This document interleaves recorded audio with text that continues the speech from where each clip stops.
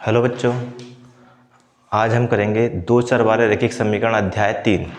उसके जो भी इम्पोर्टेंट आपके ऑब्जेक्टिव बन सकते हैं, है ना, वो सारे बोर्ड पे करवाएंगे आपको, है ना। उनका सॉल्यूशन करवाएंगे किस तरह से आप ऑब्जेक्टिव को हल कर सकते हैं, क्योंकि लगभग 70 से 80% ऑब्जेक्टिव ऐसे रहेंगे जो आपको सोल्व करके ही उनके आंसर लिखने पड़ेंगे।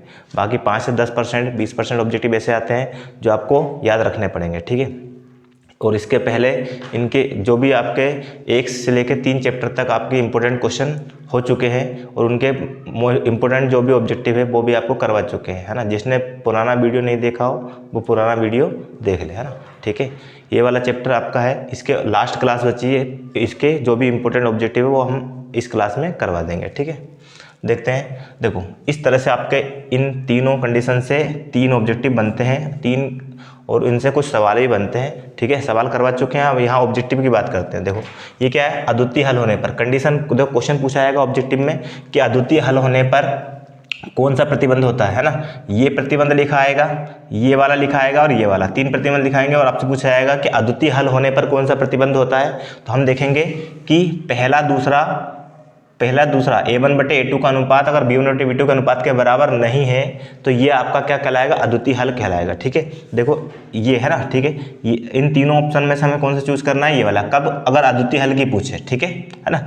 अगर कोई हल ना होने पर पूछे कि कोई हल ना होने पर प्रतिबंध क्या होगा, है ना, तो क्या होता है, पहला दूसरा अनुपात बराबर होता है, a1/a2 का अनुपात बराबर होता है b1/b2 के, लेकिन तीसरा अनुपात इसके बराबर, इन दोनों के बराबर नहीं होता है। ये क्या कहलाएगा, आपका कोई हल ना होने पर प्रतिबंध कहलाएगा, ठीक है।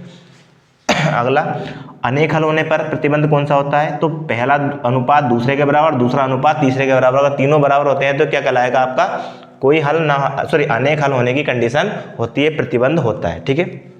इस क्वेश्चन को इस तरह से पूछ सकते हैं, ये आपसे पूछा जाएगा। देखो ये अद्वितीय हल होने पर कंडीशन है, इसको ऐसा भी प्रतिबंध लिख के बोल सकते हो, नहीं तो देखो क्रॉस मल्टीप्लाई कर दिए, a1 का b2 में और बराबर नहीं a2 का b1 में, इस तरह से आपको क्रॉस मल्टीप्लाई करके पूछ सकते हैं। तो ये भी आंसर हो सकता है और इसको ऐसा भी लिख सकते हैं अद्वितीय हल होने पर। या आपसे पूछा जाएगा कि प्रतिच्छेदी रेखाएं होने पर क्या प्रतिबंध होगा, तो प्रतिच्छेदी रेखाएं होने पर जो अद्वितीय हल कंडीशन होते हैं उसे बोलते हैं अपन प्रतिच्छेदी रेखाएं, ठीक है। तो प्रतिच्छेदी रेखाएं होने पर प्रतिबंध क्या होता है, आपका a1/a2 बराबर नहीं b1/b2, ये कंडीशन होती है प्रतिच्छेदी रेखा होने पर, है ना। लेकिन अगर समांतर रेखा की पूछ ले तो ये वाली कंडीशन होती है, जो कोई हल ना होने की होती है उसे समांतर रेखा की कंडीशन बोलते हैं, ठीक है। मतलब इसमें जो ग्राफ बनेगा वो रेखाएं कैसे आएंगी, समांतर, दोनों रेखाएं एक दूसरे के पैरेलल रहेगी इस तरह से, तो मिलेंगी नहीं आखिरी तक, ठीक है। इसमें दोनों रेखाएं इंटरसेक्ट करेंगी, मतलब एक दूसरे को काटेंगी, तो x का एक मान और y का एक मान प्राप्त होता है, इसलिए उसे बोलते हैं अपन अद्वितीय हल, ठीक है। और इसमें आपका क्या होगी, संपाती रेखाएं प्राप्त होगी। संपाती रेखा को मतलब एक के ऊपर एक लाइन ये जाएगी, एक ग्राफ की लाइन, एक एक्स जो समीकरण है उसकी लाइन अगर ये जा रही है तो दूसरे समीकरण की लाइन भी क्या आ जाएगी, इसी के ऊपर जाएगी, ठीक है। तो उसे बोलते हैं संपाती रेखाएं। तो हर जगह क्रॉस करेगी, टच करेगी उसको, दोनों रेखाएं हर जगह प्रतिच्छेद करेगी, इसलिए इसमें क्या होता है, अनेक हल होते हैं, ठीक है। और जो जिसका आंसर निकलता है, हल निकलता है, उसे संगत बोलते हैं। तो देखो इसमें आंसर निकल रहा है संगत, इसमें इंटरसेक्ट नहीं कर रही लाइन, मतलब समांतर लाइन है, मतलब आंसर नहीं निकलेगा तो असंगत। और इसमें भी आपका आंसर हर जगह प्रतिच्छेद कर रही है, मतलब आंसर निकल रहा है, अनेक हल होंगे लेकिन होंगे हल, ठीक है। इसलिए ये क्या कहलाएगा, आपका संगत। तो ये संगत है, ये असंगत की कंडीशन है, और ये क्या है, संगत की कंडीशन, ठीक है। अब देखो क्वेश्चन किस तरह से बनेगा, इस तरह से आपको क्वेश्चन दे दिया और आपसे बोला गया कि अद्वितीय हल होने पर या प्रतिच्छेदी रेखाएं होने पर आपको बताना है k का मान, ठीक है। तो देखो ये आपका a1 है, ये b1 है ना, और ये c1, ठीक है। किनसे तुलना करते हैं, इनकी तुलना करते हैं, a1x प्लस b1 बराबर c1 और a2x प्लस b2 बराबर c2, इनसे करते हैं। तो एक पहले समीकरण में x के साथ का कोफिशिएंट a1, y के साथ का b1 और बाकी जो बचा बराबर के उधर वो c1, ठीक है, अचर राशि। इसी प्रकार यहाँ दूसरे समीकरण में x के साथ का a2, y के साथ का b2 और बाकी जो बचा वो क्या कहलाएगा, आपका c2 कहलाएगा, ठीक है ना। तो देखें a1 b1 c1 हो गया, ये आपका a2 हो गया, ये आपका, इसके कोफिशिएंट कुछ भी नहीं है तो क्या होगा, यहाँ 1 होगा, ठीक है। तो b2 का मान क्या होगा, 1, b2 का मान क्या होगा, 1, अगर प्लस है तो +1 और माइनस है तो -1, और c2 का मान क्या हो गया आपका, ये हो गया 1, ठीक है। इस तरह से a1 b1 c1 a2 b2 c2 निकल आया। अब हमसे पूछा है अद्वितीय हल होने पर किसका मान बताना है, k का। तो अद्वितीय हल होने पर कंडीशन क्या होती है, ये वाली a1/a2 अनुपात नहीं बराबर है किसके, b1/b2 के। तो k/3 बराबर नहीं है किसके, 2/1 के। देखो a1/a2 ये और b1/b2 के बराबर नहीं है, क्रॉस मल्टीप्लाई कर दो। k का गुणा 1 में किया तो k बराबर नहीं है, 3 का गुणा 6 में 2 में किया तो कितना है 6। तो इसका आंसर आ जाएगा k बराबर 6। कब, अगर अद्वितीय हल कंडीशन पूछते हैं तो आपको इस तरह से सॉल्व करना है, ठीक है ना। लेकिन अगर क्वेश्चन पूछ लिए इस तरह से, है ना, कि कोई हल ना होने पर a का मान क्या होगा या k का मान क्या होगा, a की जगह पे k भी हो सकता है, कोई प्रॉब्लम नहीं, ठीक है। तो ये आपका a1, ये b1, ठीक है, इसका कोफिशिएंट, और ये c1, ये a2, है ना, इसका कोफिशिएंट क्या है 1, तो ये b2, ठीक है, और ये बाकी जो बचा वो क्या, c2, है ना। अब कोई हल ना होने पर प्रतिबंध क्या होगा, सॉरी प्रतिबंध हमारा है पहला दूसरा अनुपात बराबर, तीसरा अनुपात बराबर नहीं। तो ये तीनों लिखते हैं अपन, a/3, है ना, बराबर है किसके, 3/1 के, इन दोनों के अनुपात के। लेकिन ये बराबर नहीं है कितना है, 5/1 के, इसके इसी अनुपात के, ठीक है। ये सोल्व करने के लिए भी आ सकता है, तो इस तरह से सोल्व करना, कंडीशन लगानी है और आगे सोल्व कर देना, ठीक है। अब देखो ये बराबर नहीं है तो इसको छोड़ देना, इन दोनों को लेंगे क्या, a/3 बराबर 3/1 लेने पर इनको लेते हैं, क्रॉस मल्टीप्लाई कर देते हैं, a का गुणा 1 में किया a और 3 का गुणा 3 में किया कितना हो गया 9। तो a बराबर क्या हो गया आपका 9, इसमें बराबर है इसमें बराबर नहीं है, ठीक है। इस तरह से कंडीशन आती है ना। इसी तरह से आपका अनेक हल में भी पूछ सकते हैं, है ना, लेकिन उसमें क्या रहेगा आपका 2, है ना, पहले इन दोनों की तुलना करनी है फिर इन दोनों की तुलना करनी है, उससे आपको मान निकलेगा। और दो जगह अगर a होगा तो a के 2 मान निकलेंगे और दोनों जगह सेम मान होंगे, ठीक है। इस तरह से आपके ऑब्जेक्टिव बनेंगे। इससे जो भी ऑब्जेक्टिव बन सकते हैं वो हमने बता दिया, और एक ऑब्जेक्टिव आपका बोर्ड एग्जाम में आता ही है इसमें से, ठीक है।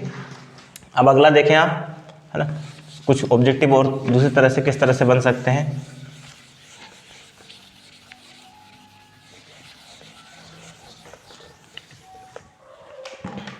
देखो जैसे अगला है आपका इस तरह से, है ना, 3 हो गए, चौथा, ठीक है, क्या समीकरण दिया आपको x + 2y = 5, है ना, और आपसे पूछा है, आपको दिया है x बराबर 1 दिया है और y बराबर क्वेश्चन मार्क, ये पूछा है आपसे कि y का मान बताइए।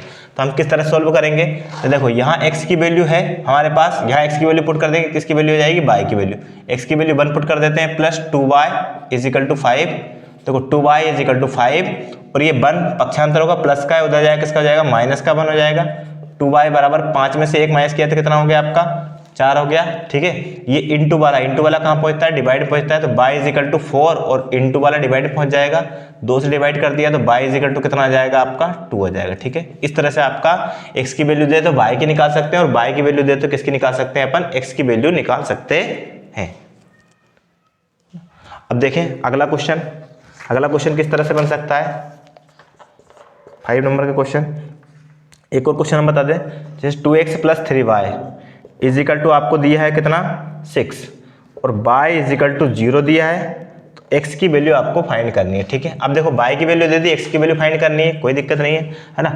2x x की वैल्यू दी है क्या, नहीं, प्लस 3 × y की वैल्यू कितनी दी है, 3 × ये 3y लिखा है, मतलब 3 × y लिखा है, तो 3 × y की वैल्यू हमने पुट कर दी 0 = क्या 6, 2x और ये आपका 3 का 0 में गुणा किया, क्या आ गया आपका 0 हो गया पूरा, तो ये हट गया, तो क्या बचा आपका 6, इंटू में 2 है, डिवाइड पहुंच जाएगा, तो x = 6/2 और 2 से डिवाइड कर दिया तो x = कितना आ जाएगा आपका 3 आ जाएगा। इस तरह से अपन x और y की वैल्यू निकाल सकते हैं। बाई चांस हमें लग रहा है कि गलत है तो x और y के मान यहाँ रख के देख लेना, अगर x और y के मान यहाँ रखोगे तो ये आपका 6 है तो 6 आ जाएगा। इसी प्रकार यहाँ x और y का मान रखोगे तो क्या जाएगा 5, चेक कर सकते हैं। x का मान 1 रखा है यहाँ, है ना, प्लस 2 × y का मान कितना था आपका, जो निकला हमारा 2 रखा, तो देखो 2 दूना तो कितना हो गया 4 और प्लस 1, 4 और 1 कितना हो जाएगा आपका 5 हो जाएगा। तो इस तरह से आपका LHS लेने पर RHS अगर आता है तो ये आपका सही माना जाता है, ठीक है। इस तरह से हम सॉल्व कर सकते हैं। अगले क्वेश्चन देखते हैं हम।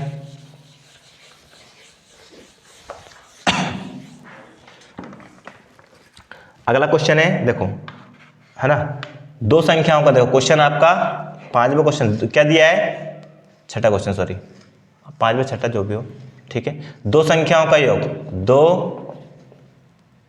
संख्याओं का योग दिया है 40, ठीक है, और उनका अंतर दिया है, अंतर दिया 18, है ना।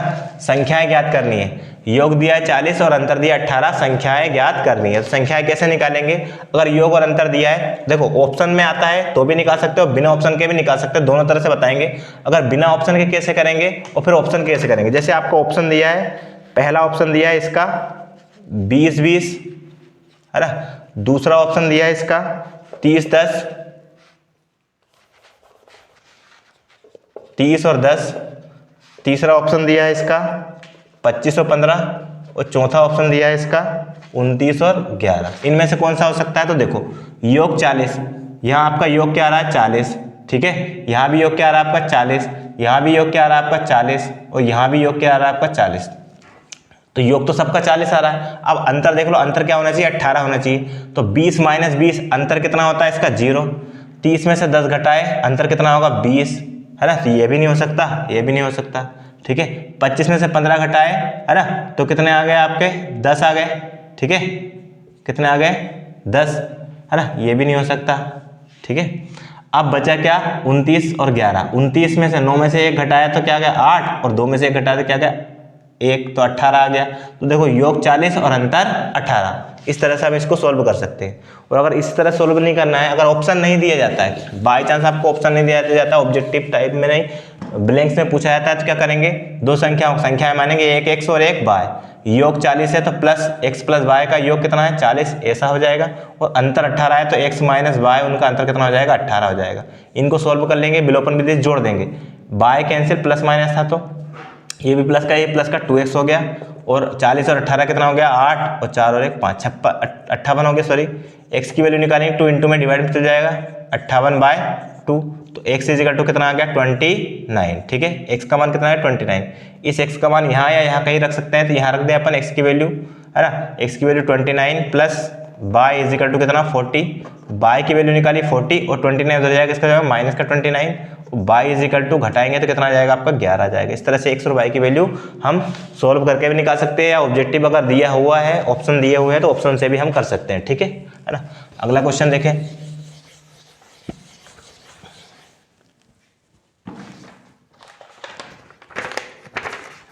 अगला क्वेश्चन है, देखो, है ना।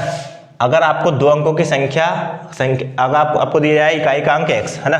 क्या दिया है? इकाई का अंक x है, ठीक है ना। क्वेश्चन में आपको दिया है दो अंकों की संख्या में इकाई का अंक क्या है? x है। इकाई का अंक क्या है? x है। और दहाई क्या है? दहाई क्या है? y है। तब आपसे संख्या पूछी जाए, इकाई x और दहाई y, तब आपसे संख्या पूछी जाए, तो संख्या कैसे निकलेगी? देखो संख्या क्या होती है? 10, दो अंकों की संख्या क्या होती है जिसमें क्या आता है आपका? 10 आता है। देखो जैसे आपका मान लो यहाँ आपका 56 लिखा है, तो इकाई का अंक तो क्या है? 6 है, और प्लस दहाई का अंक क्या है? 5, और दहाई के अंक के साथ किसका गुणा होता है? 10 का। अगर सैकड़े का अंक होता है तो किसका गुणा होता है? 100 का, है ना।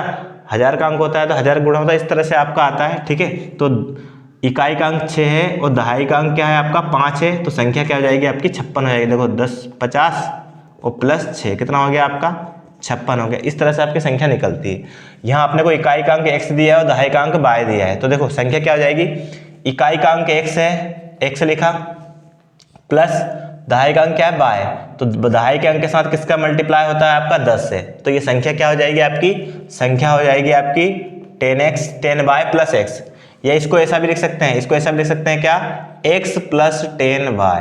क्यों? देखो x प्लस 10y आगे पीछे लिखा है ना। फिर भी इकाई का अंक कौन सा? x ही है। ऐसा नहीं है कि हमने पहले लिख दिया तो इकाई का अंक ये हो गया। क्यों? क्योंकि इकाई का अंक खाली रहता है, किसका गुणा होता है उसमें? 1 का। और दहाई का अंक के साथ किसका गुणा होता है? 10 का। तो देखो दहाई का अंक के साथ किसका गुणा है? 10 का, ठीक है। तो ये संख्या हो सकती है ना, इस तरह से।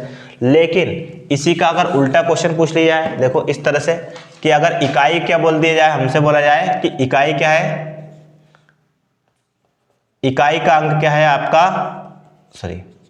इकाई का अंक क्या है? y, और दहाई क्या है? दहाई क्या है? x। तब संख्या पूछ लिया है, तो देखो क्या इकाई का अंक y है, खाली इकाई के अंक के साथ 1 का मल्टीप्लाई होता है, 1 का करने की जरूरत नहीं है, y आएगा फिर भी, प्लस दहाई का अंक कौन सा है? x है, तो x लिखा, लेकिन दहाई के अंक के साथ किसका मल्टीप्लाई होता है? 10 का। तो संख्या क्या हो जाएगी आपकी? संख्या हो जाएगी आपकी 10x प्लस बाय, कब? जब इकाई का अंक बाय दिया हो, दहाई का x दिया है, ठीक है, तो ये संख्या हो गई, और इकाई का x दिया है और दहाई का y दिया है, तो ये हो जाएगा। बस इतना देखना है, दहाई का अंक कौन सा दिया है उसके साथ 10 का मल्टीप्लाई होगा प्लस इकाई का अंक उसमें जुड़ जाएगा, ठीक है। इसको हम ऐसा भी लिख सकते हैं बाय प्लस 10x, दोनों का मतलब एक ही हो रहा है, ठीक है। इस तरह से हम सोल्व कर सकते हैं। आगे देखें कुछ क्वेश्चन और।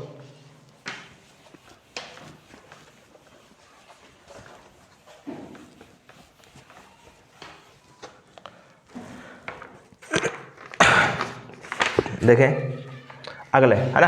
अब देखो दो संख्याओं का योग मतलब x प्लस वाई, दो संख्याओं का योग कितना दिया है 25, और x माइनस वाई उनका अंतर कितना दिया है 5।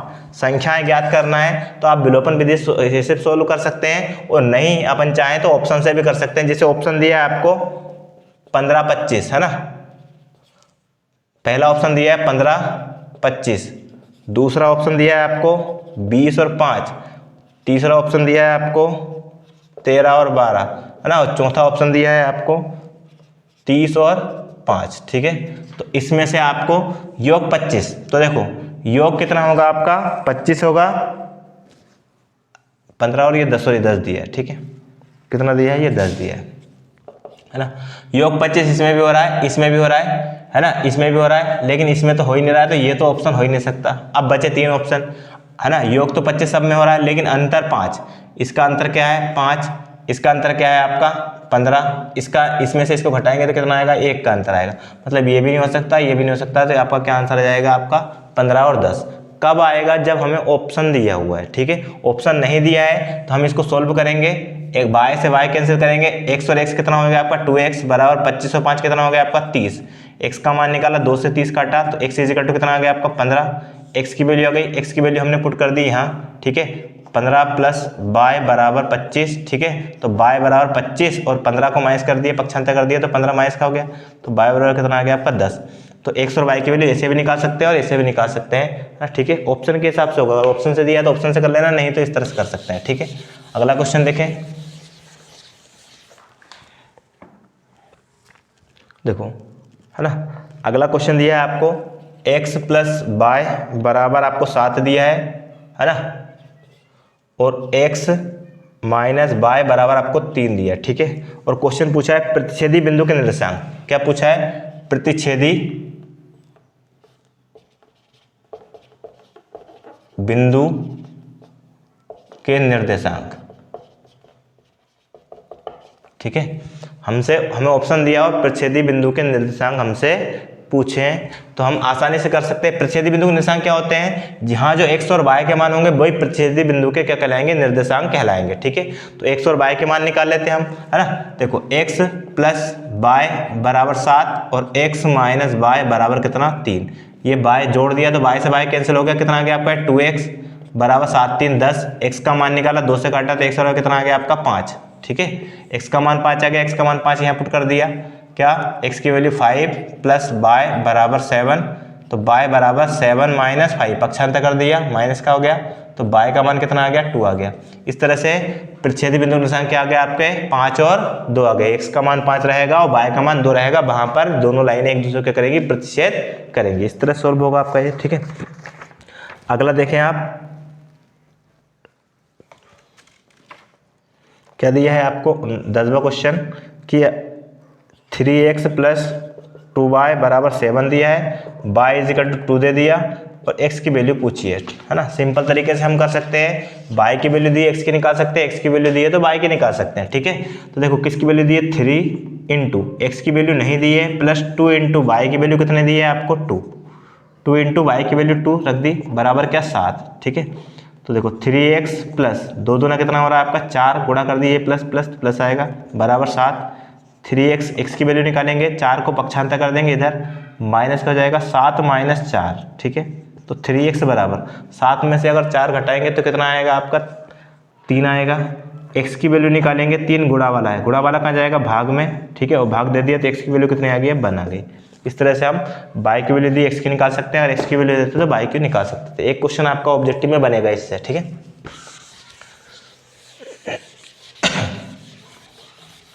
अगला क्वेश्चन देखें,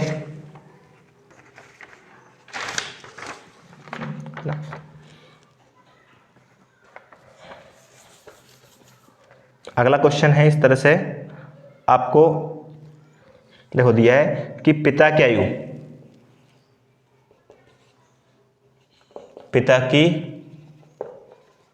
आयु है ना, x वर्ष है, x वर्ष है, 10 वर्ष बाद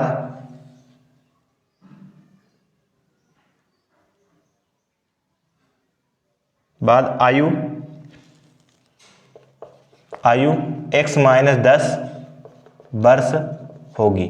क्या ये सत्य है?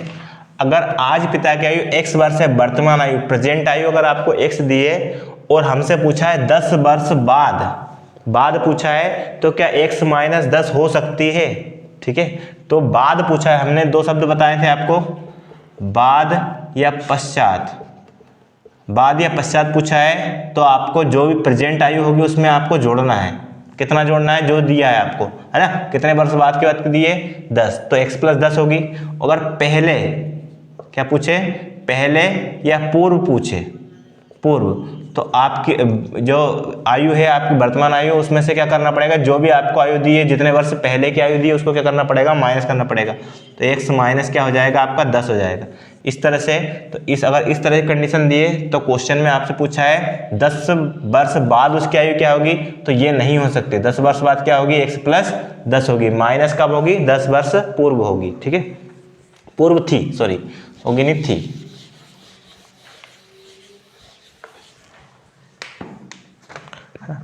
एक क्वेश्चन है इस तरह से आपको कि ax plus b by is equal to आपको दिया है c और b इज इक्वल टू 0 दिया है और आपसे पूछा है x का मान, x फाइंड कीजिए, x निकालिए। ठीक है, ये आपको क्वेश्चन पूछा है ना, तो हम आसानी से कर सकते हैं। कैसे करेंगे, किसकी वैल्यू दी है आपको, b की, तो ax प्लस b की वैल्यू कितनी दी है आपको 0, है ना, इंटू बाय, ठीक है, into by is equal to क्या आपका c। ठीक है, अब देखो ये बाय इंटू 0, तो ये तो पूरा हो गया, 0 हट गया, तो ax बराबर क्या आ गया आपका c, x का मान निकालेंगे तो क्या होगा c, और गुणा वाला कहाँ जाएगा, भाग में, तो c बटे a। ये किसकी वैल्यू आ जाएगी आपकी, x की वैल्यू निकल के आ जाएगी। ठीक है ना। अब एक क्वेश्चन आपका इस तरह से थ्योरिकल आता है। क्वेश्चन है आपका, ऐसा समीकरण जिसका आलेख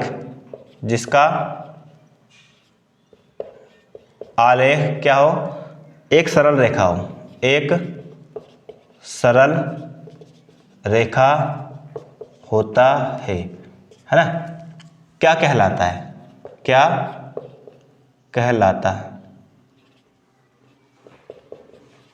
ऐसा क्वेश्चन पूछा है, ऐसा समीकरण जिसका आलेख क्या हो, एक सरल रेखा हो, उस समीकरण को हम क्या कहते हैं, है ना। तो इसका आंसर हो जाएगा, इसका आंसर क्या हो जाएगा, उस समीकरण को, देखो ऐसा समीकरण जिसका आलेख क्या है, सरल रेखा, है ना, तो सरल रेखा वाला समीकरण क्या कहलाएगा, रैखिक समीकरण कहलाएगा। क्या कहलाएगा, रैखिक समीकरण।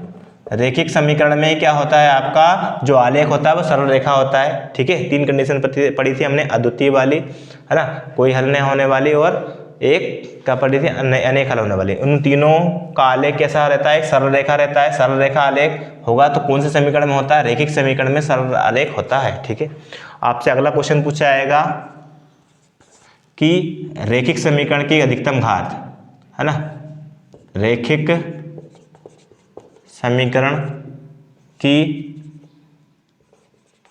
अधिकतम घात, अगर अधिकतम घात पूछी जाए तो रैखिक समीकरण की अधिकतम घात कितनी होती है, 1 होती है ना। देखो आपका जैसे x plus 2y is equal to 5 लिखा है, तो एक रैखिक समीकरण है, यहाँ x की भी पावर कितनी होगी, मैक्सिमम पावर 1 होगी, और y की भी मैक्सिमम पावर कितनी होगी, 1 होगी, इसलिए इसको बोलते हैं रैखिक समीकरण। अगर घात 2 होती है ना, तो उसे बोलते हैं द्विघात समीकरण या वर्गीय बहुपद बोलते हैं। ठीक है, इस तरह से, है ना। ठीक है, अगर 3 घात होती है तो त्रिघाती बहुपद बोलते हैं। इस तरह से आगे बढ़ता जाएगा, है ना। ठीक है, अगला एक आपका क्वेश्चन पूछा जाएगा